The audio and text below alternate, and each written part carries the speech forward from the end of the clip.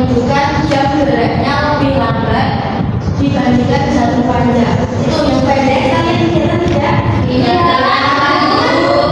Yang pendek itu kan berputarnya lama banget ya. Terus yang kedua ada jarum panjang.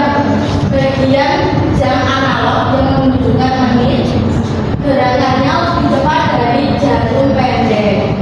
Tuh. Jadi jarum analog itu kadang ada yang dua, ada yang tiga, tapi yang biasanya itu ada dua saja. Jadi jarum pendek sama jarum panjang.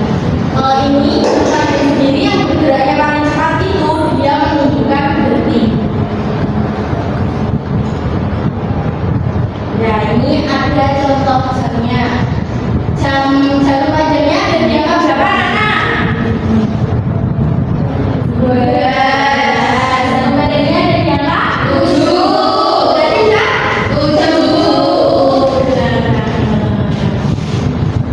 Selanjutnya ada jam digital.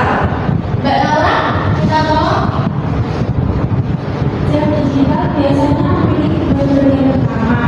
Angka seperti titik 2 menunjukkan jam, angka setelah titik 2 menunjukkan menit. Contohnya 08 sampai 15.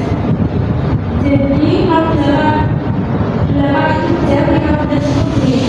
Oke, benar. Selanjutnya itu juga ada format jam. Kalau di jam digital itu ada namanya AM dan PM. Kalau AM itu menunjukkan waktu pagi sampai siang hari, yaitu mulai dari jam 00.00 itu jam 12 malam ya anak, sampai jam 11.59 yaitu jam 12-nya.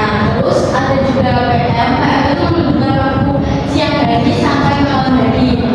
Jadi dari jam 12 siang sampai jam 23.59 malam. Oke, ini ada contohnya.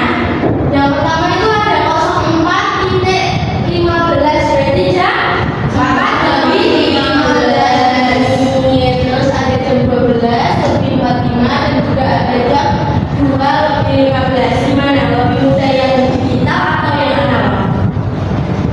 Menurut kalian lebih yang mana?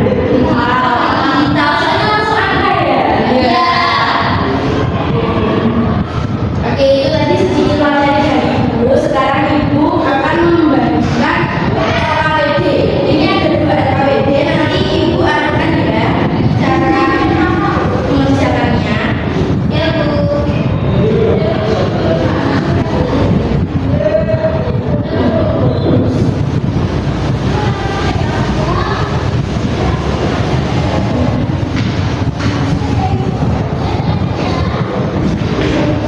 Oke, sekarang kalian pegang dulu RKPD ya. Ini jam analog dan juga jam digital.